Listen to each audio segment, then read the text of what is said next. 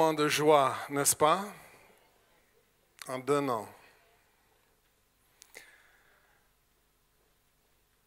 Nous allons passer à notre temps maintenant. Mais je crois que c'est juste. Le ciel est un lieu de joie intense, aussi de larmes et de douleur. En tout cas, dans le cas de notre Seigneur. Il n'y aura plus de larmes pour les habitants du ciel, mais notre Seigneur souffre encore. Il a le cœur brisé. Nous voyons plusieurs passages dans sa parole qui nous le confirment. J'ai à cœur de vous partager ce soir des choses que j'ai apprises lors du décès de ma femme, Cynthia. Ça s'est passé le 25 avril de cette année, après une maladie terrible.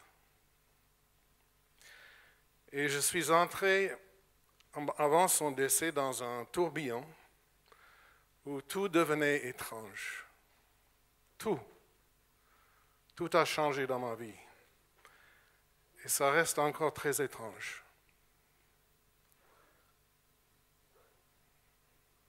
Parce qu'elle n'est plus là.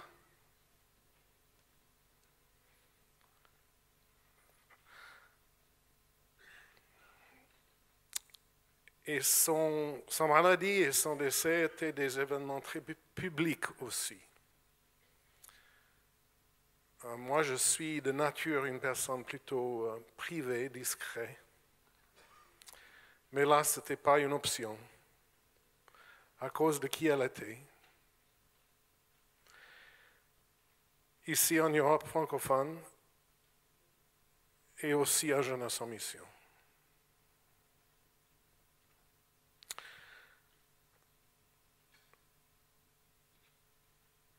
Je suis entré dans cette période de faiblesse publique, où j'ai dû justement admettre mes besoins, pleurer en public. Je suis parvenu à la conclusion que le nombre de larmes qu'un corps humain peut produire est infini.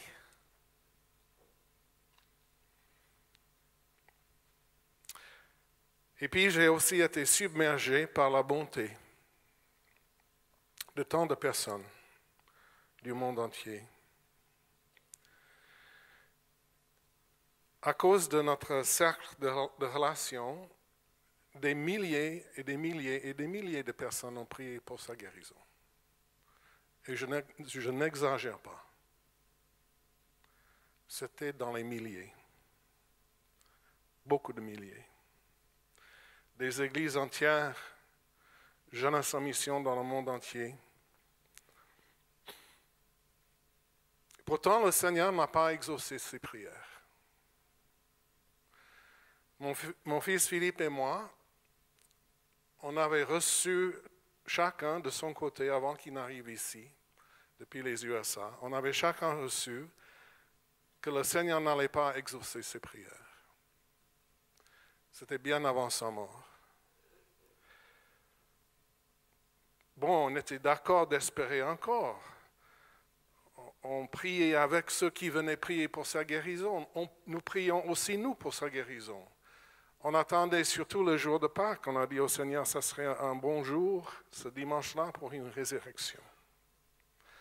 Parce que ce dimanche de Pâques, elle était au-delà d'un besoin de guérison. La maladie est allée trop loin. Elle aurait eu besoin d'une résurrection. Que le Seigneur aurait pu faire, j'en suis convaincu. Comme j'ai prêché ce matin.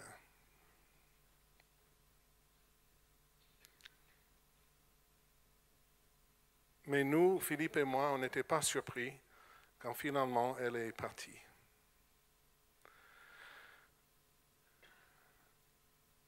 Mais j'ai été troublé, même avant sa mort, par certains courriels que j'ai reçus. Et j'en ai reçu des milliers aussi.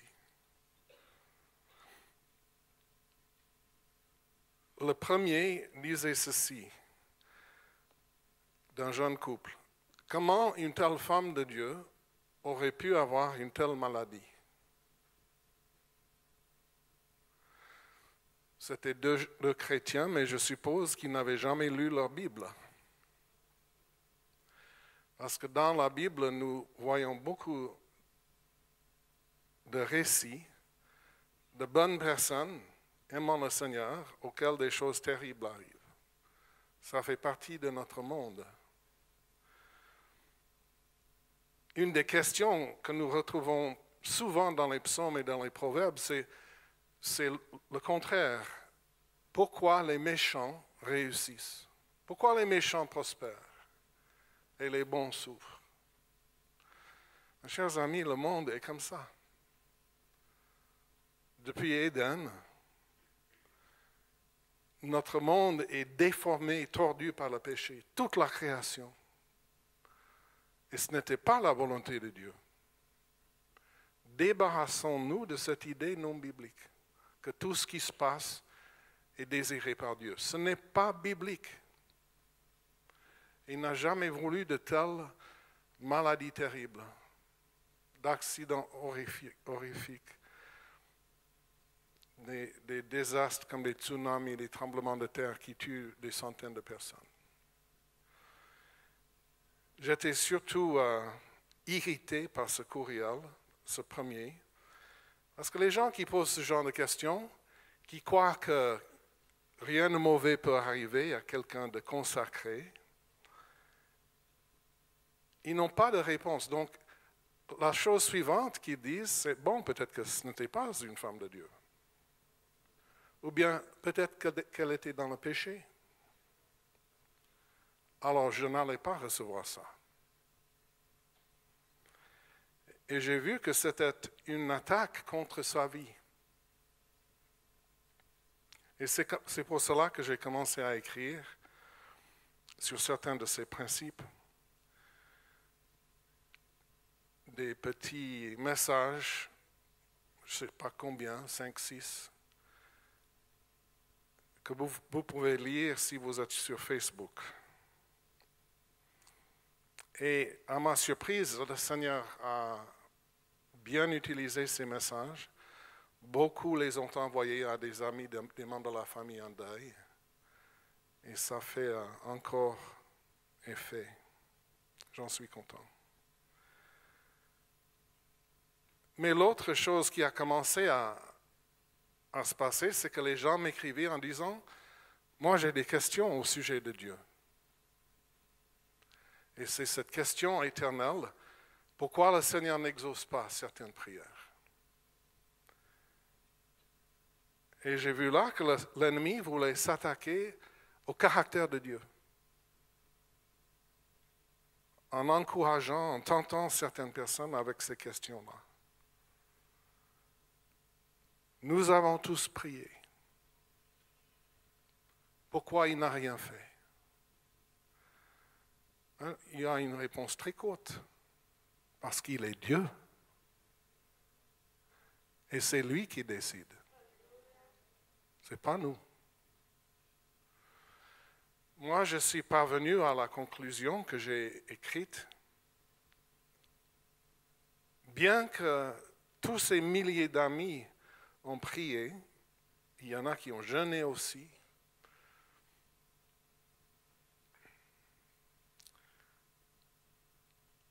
Le Seigneur voulait la reprendre chez lui. Et je ne dis pas ça à la légère. Mais j'ai conclu que son amour est si dense, que son amour avait un poids plus grand, son amour pour elle, que le poids de toutes nos prières. Par milliers et milliers et milliers.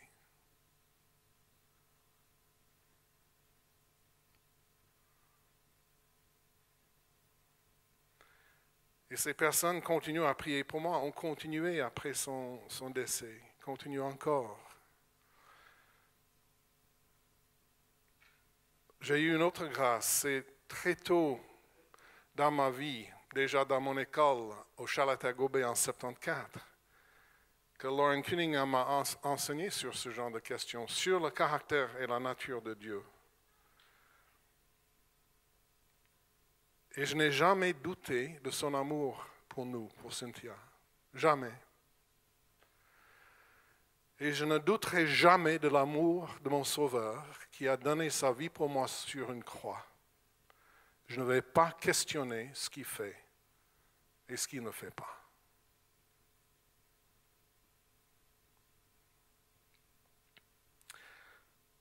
Mais il y avait une troisième attaque. Quelqu'un m'a dit « Merci pour tes écrits parce que c'est comme ça qu'on sait qu'on n'a pas prié mal. » Donc j'ai vu que l'ennemi voulait venir et nous amener dans la culpabilité. On n'a peut-être pas prié assez, on a prié mal, on aurait dû jeûner. L'ennemi a voulu amener de la condamnation sur certaines personnes.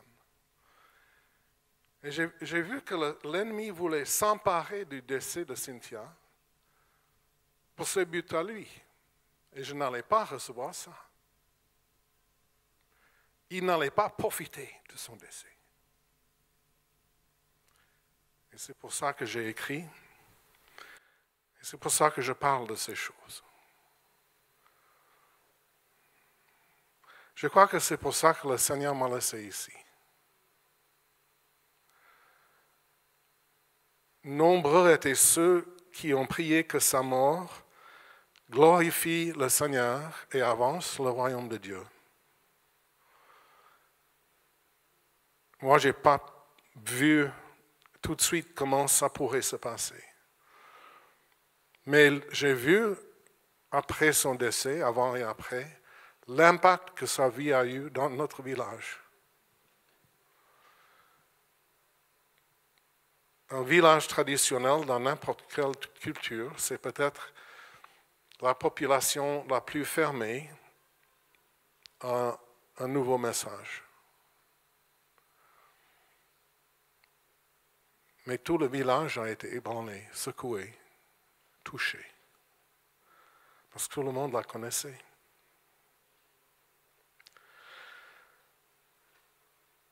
Mais c'est seulement dans les 15 derniers jours, j'ai vécu 2 conférences de suite, une au Charlottesville Bay et l'autre en Angleterre, où on parlait beaucoup des choses qui vont venir. Et puis, d'une part, c'est formidable parce que beaucoup préconisent un réveil mondial qui va s'enclencher vers l'année 2020. C'est vers cette année que tous les peuples de la terre auront la Bible dans leur langue, pour la première fois dans l'histoire. Tous les peuples de la terre. C'est aussi vers cette année-là qu'il y aura des missionnaires dans chaque peuplade non atteint sur la surface de la planète, pour la première fois en 2000 ans. La conversion des Chinois ne ralentit pas. Au contraire, la vague de conversion est passée des régions rurales, maintenant c'est dans les villes, avec des jeunes. Ça continue. L'Église chinoise est déjà l'Église évangélique la plus grande de la planète. Il y a beaucoup plus de Chinois évangéliques que d'Américains évangéliques, par exemple. Mais je crois que, enfin, j'ai eu cette impression de la part du Seigneur.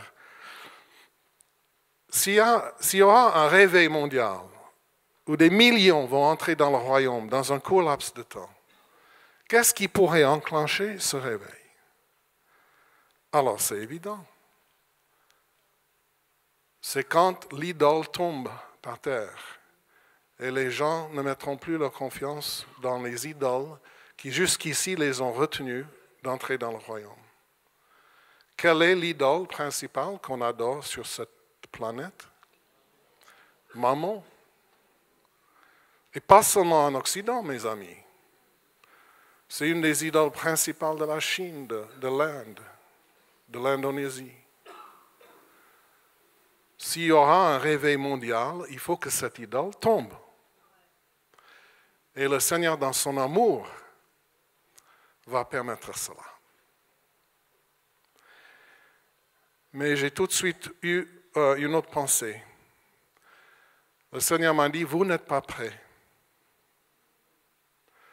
Et j'ai compris qu'il parlait à nous, à Jeunesse en Mission, mais aussi au corps de Christ. Nous ne sommes pas prêts pour de tels événements. Nous sommes secoués et découragés par les petites choses, les petites vagues qui arrivent maintenant. Qu'est-ce que ça va être dans une vraie crise?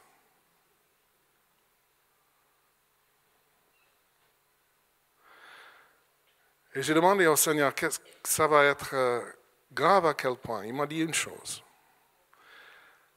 Vous vous trouverez à prier le Notre Père comme jamais auparavant. Surtout, donne-nous aujourd'hui notre pain de ce jour. Parce que nous ne saurons pas d'où va venir notre pain de jour en jour.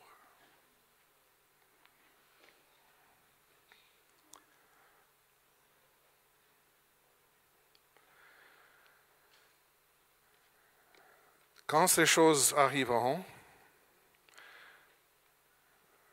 nous devrons avoir des fondements déjà établis.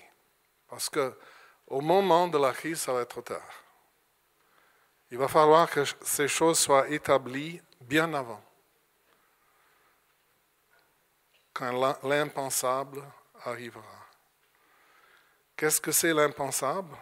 Par définition, on n'y a pas pensé.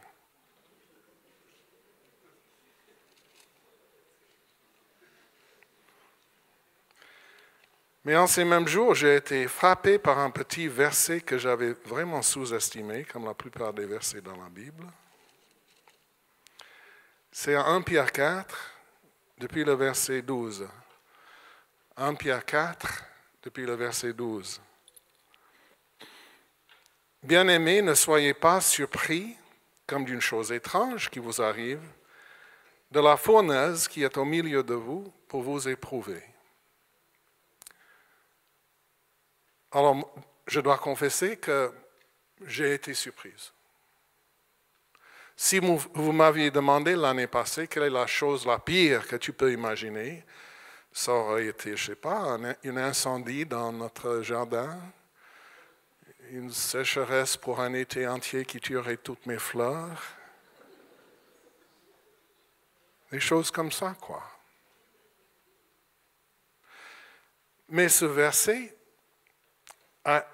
est un commandement adressé à tous les disciples de tous les temps, dans toutes les cultures. Ne soyez pas surpris comme d'une chose étrange qui vous arrive, de la fournaise qui est au milieu de vous pour vous éprouver. Cela veut dire que ces épreuves vont arriver. Elles sont toujours arrivées. Il y en a ici qui les ont déjà vécues. Peut-être bien plus sévèrement que moi. Parce que mon épreuve a duré que 8 semaines. Et je savais qu'elle allait avoir une fin heureuse. Je savais que soit Cynthia serait ressuscitée, soit elle irait au ciel. Dans les deux cas, elle était gagnante. Et 8 semaines, c'est court. J'ai vécu 2 autres épreuves qui ont chacune duré des années. Je ne savais pas quand elles allaient terminer et si elles allaient avoir une fin heureuse. Ces 2-là étaient beaucoup plus durs.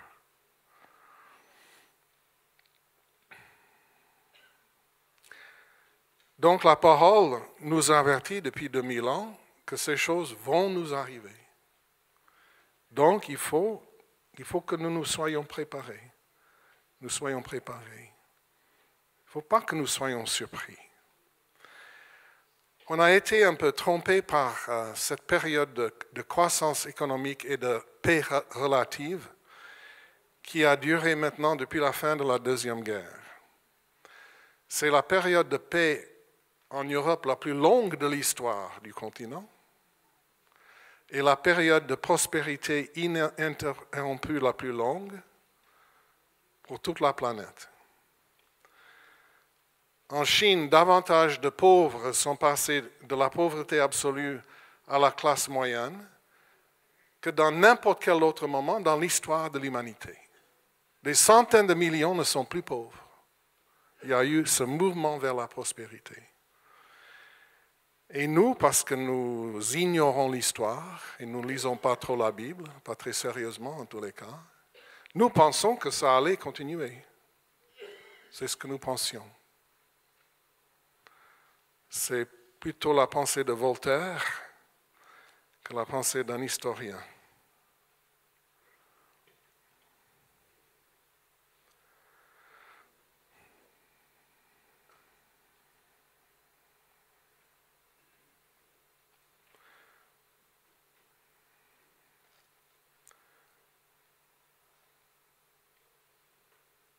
Dans le psaume 103,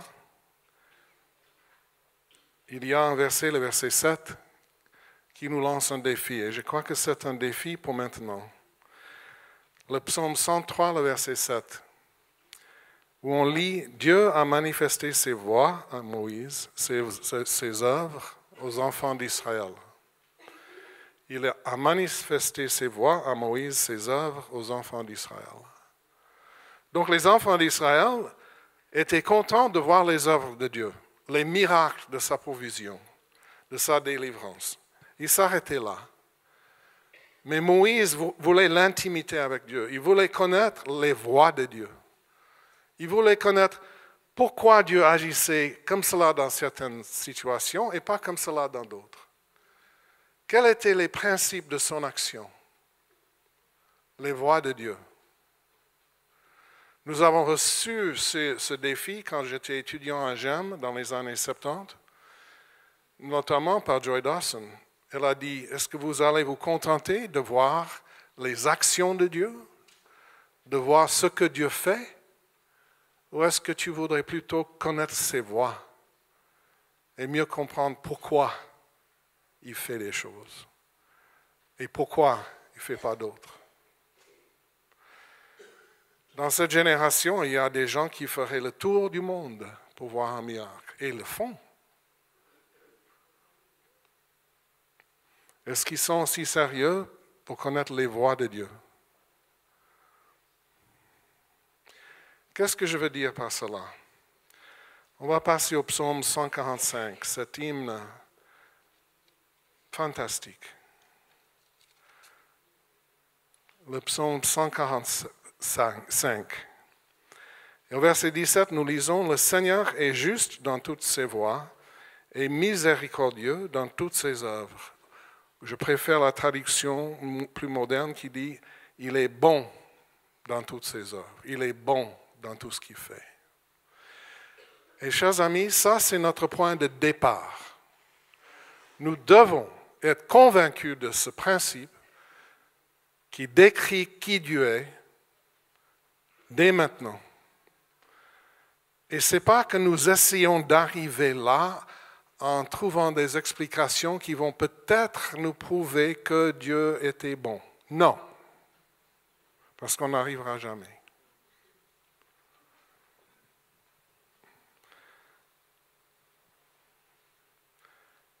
Tu me demanderas, bon, est-ce que l'Éternel était juste dans ses voies envers Cynthia? Et je dis oui. Oui. Elle vivait dans la douleur de 3 sources différentes, 3 conditions différentes, que les médecins ne pouvaient pas soulager. Elle allait devoir arrêter avec le jardinage cette année, et elle m'a répété, je ne sais pas comment je vais faire. Je ne peux plus faire les choses que j'aime faire. Moi, j'étais très frustré parce que je ne pouvais pas l'aider. Il était juste envers elle. Elle est délivrée maintenant de ses douleurs.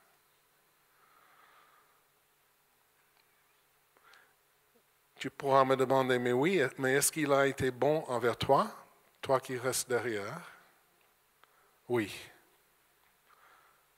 Il a été bon envers moi, et envers Cynthia, et envers Philippe.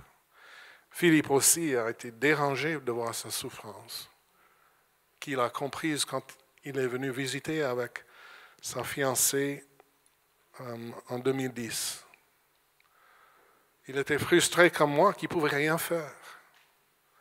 Il disait, maman, tu n'es pas allé voir les médecins? Mais si, elle est allée voir beaucoup de médecins.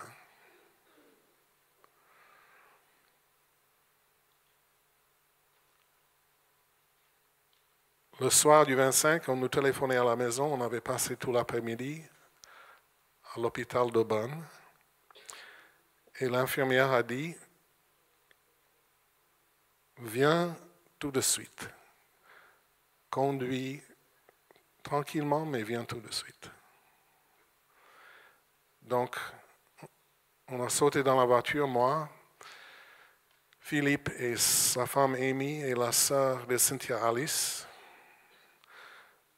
Nous sommes arrivés à l'hôpital, elle était toujours en vie. Et j'ai pu mettre ma tête à côté de la sienne. J'ai pu lui parler pendant les 30 dernières minutes de sa vie. Pendant qu'elle faisait ses derniers pas dans cette vallée de l'ombre de la mort. Vers la lumière infinie. Je l'ai encouragé, comme nous l'avions fait beaucoup de fois déjà, à s'en aller. Que nous allions être OK.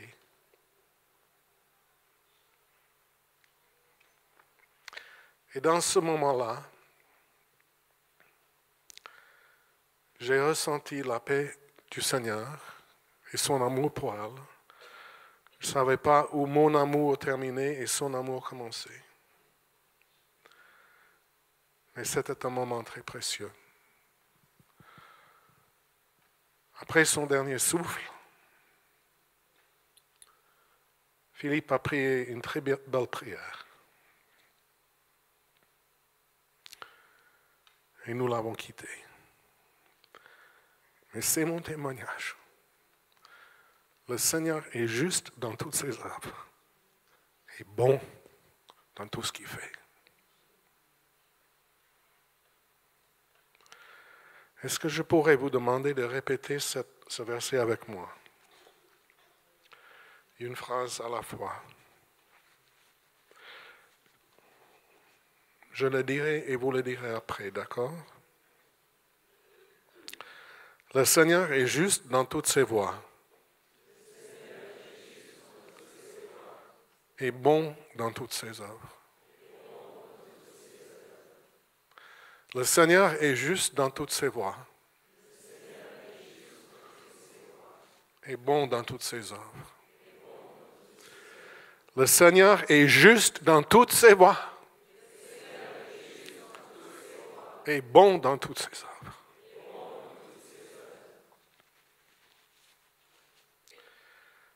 Maintenant, je vous invite à vous réfléchir, à vous souvenir de l'épreuve de feu la plus intense que vous avez vécue. Saint-Esprit, rappelle-nous. Si c'était une épreuve physique, une épreuve relationnelle, ce sont les plus durs. Souvenez-vous de cette épreuve-là. Et pouvez-vous répéter après moi, avec ce souvenir dans votre esprit. Le Seigneur est juste dans toutes ses œuvres et bon dans tout ce qu'il fait. Toutes ses voies et bon dans tout ce qu'il fait.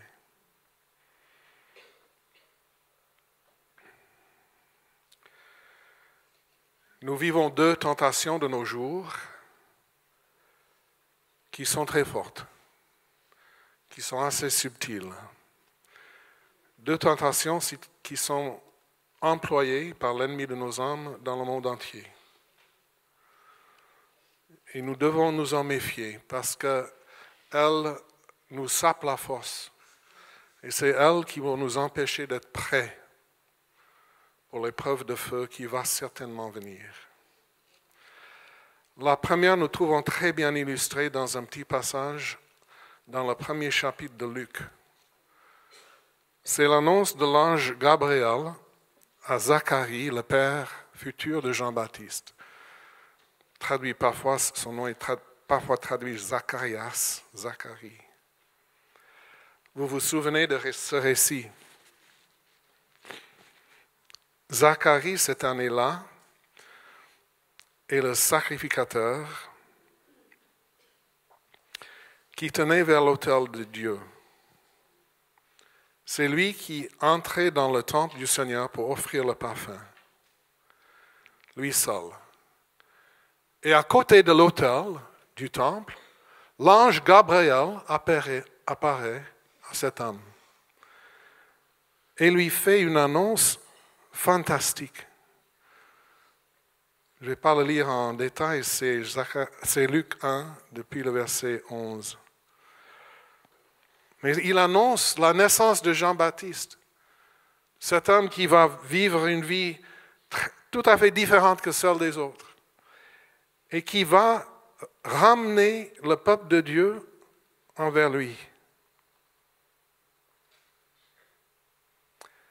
Et quelle est la réponse de Zacharie? À quoi est-ce que je vais reconnaître tout ça? Car je suis vieux et ma femme est avancée en âge. Zacharie est l'exemple parfait d'un cartésien.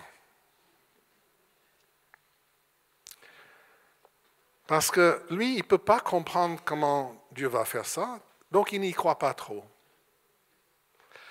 Alors Gabriel est fâché. Il dit, je suis Gabriel, je me tiens dans la présence de Dieu, j'ai été envoyé pour te parler et pour t'annoncer cette bonne nouvelle, et maintenant tu vas être muet. Tu ne parleras plus jusqu'à ce que cette chose n'arrive. Et c'est exactement ce qui s'est passé. Il n'a plus pu parler. Bon, il a finalement cru après 9 mois et quelques jours. Il a eu le temps de réfléchir en regardant la grossesse de sa femme âgée. Mais chers amis, c'est la tentation cartésienne d'imaginer que l'œuvre de Dieu, les actes de Dieu sont soumis à notre raisonnement, à notre intelligence. Non! Il est Dieu.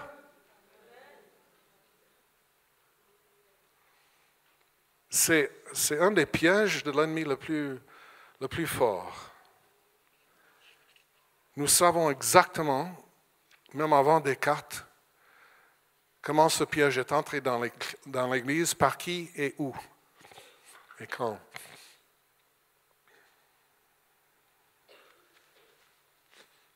Et très pratiquement, ça veut dire que nous attendons, nous remettons l'obéissance à la parole de Dieu, même annoncée par un ange, par Gabriel lui-même.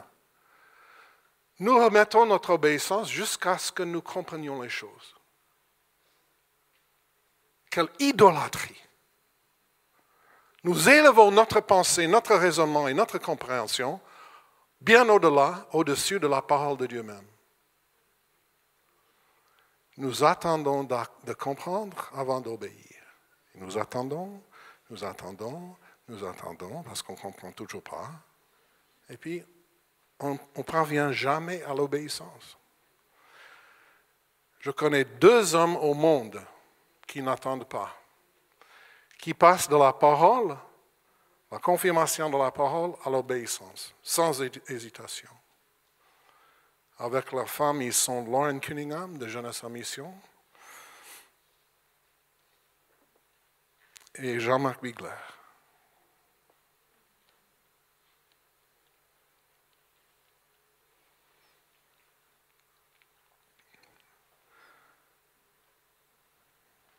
Cette tentation cartésienne, c'est la tentation des francophones. Parce que Descartes a élevé ce système à Paris. Et c'est Abélard qui a mis la compréhension avant l'obéissance, déjà à Paris, au XIIe siècle. C'est notre tentation en tant que francophones. Et s'il y a une raison que le monde francophone est plus dur que tous les autres mondes, c'est celle-là. C'est l'idolâtrie de la pensée humaine, où Descartes n'a pas seulement défini son être par son raisonnement, mais il a dit, nous n'avons pas besoin de Dieu pour découvrir la vérité. C'est nous qui allons la découvrir avec notre pensée et nous allons nous mettre un peu de distance et juger si quelque chose est vrai ou pas. Et quand ces méthodes cartésiennes ont été importées dans les séminaires protestants français, déjà au XVIIe siècle, que l'action de la réforme a été stoppée. Et c'est pour cela que l'Église protestante française est la plus misérable sur la surface de la terre. Elle a été sapée, minée, parce que nous nous sommes établis juges et jurys sur la parole de Dieu. Et nous décidons quels morceaux sont vrais. Mais quel orgueil! Pas seulement spirituel, mais intellectuel. Il y a une deuxième tentation qui est devenue plus forte ces dernières années. C'est la tentation pharisienne. C'est cette tentation dans laquelle sont tombés Marthe et Marie en Jean 11. C'est de penser que le pouvoir de Dieu pour guérir ou agir, le pouvoir de Dieu est soumis à moi, à mes besoins. C'est moi qui vais décider ce que Dieu doit faire et quand il doit le faire. Le pouvoir de Dieu soumis à mon horaire. Je me demandais pourquoi les pharisiens demandaient toujours un miracle de Jésus juste après qu'il avait fait un miracle. Ils méritaient ces pharisiens. Mais c'est pour cela, parce que Jésus avait fait son miracle à lui, mais eux, ils voulaient leur miracle à eux. Au moment où ils exigeaient le miracle, ils voulaient que Jésus fasse le miracle. Chers amis, nous sommes tombés dans la même tentation. Jésus n'a jamais promis de faire tout ce que nous voulions au moment où nous l'avons décidé. Dans son amour, il fera exactement le contraire. Parce qu'il veut que nous apprenions une chose, une vérité théologique très profonde, c'est que c'est lui qui est Dieu, et ce n'est pas nous. J'ai un doctorat en théologie, je peux le dire. C'est lui qui est Dieu, ce n'est pas nous.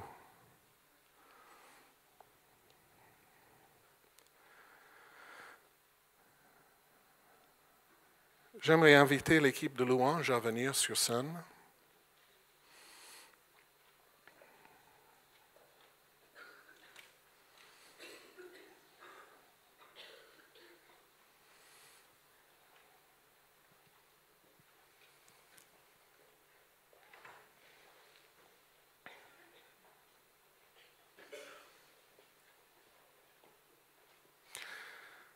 Cynthia est la première personne qui serait très dérangée d'apprendre que l'ennemi voulait s'emparer de sa mort pour s'attaquer au caractère de Dieu.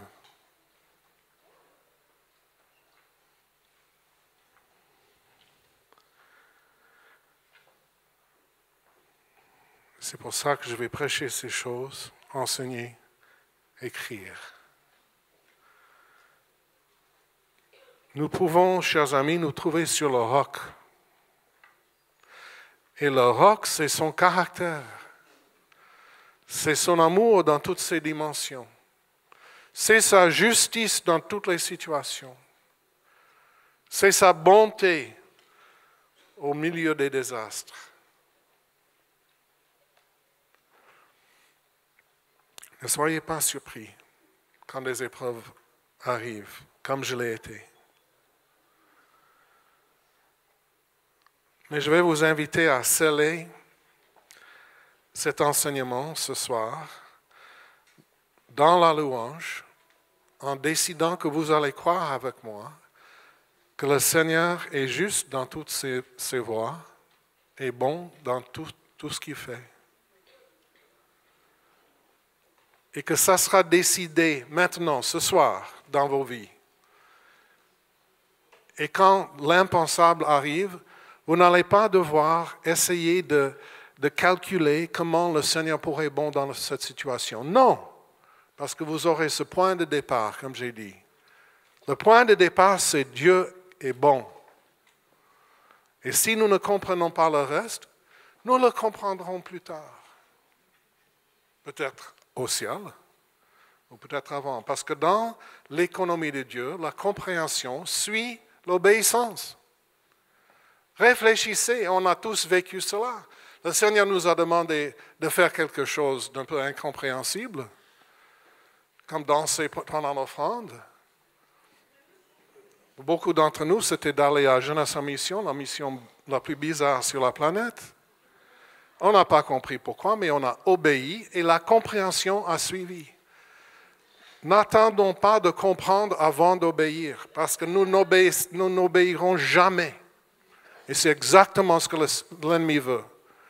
Il veut arrêter notre obéissance avant qu'elle le menace. Mais la compréhension suivra l'obéissance. Merci pour vos prières. Je sais que beaucoup ici ont prié pour moi. Et c'est à cause de vos prières qui ont libéré la grâce de Dieu que j'ai pu tenir ferme. Et parfois, notre combat spirituel, comme nous lisons en Éphésiens 6, c'est de pouvoir tenir ferme. Et nous pouvons tous le faire, quoi qu'il arrive. On tiendra ferme parce que nos pieds seront sur le roc. Amen.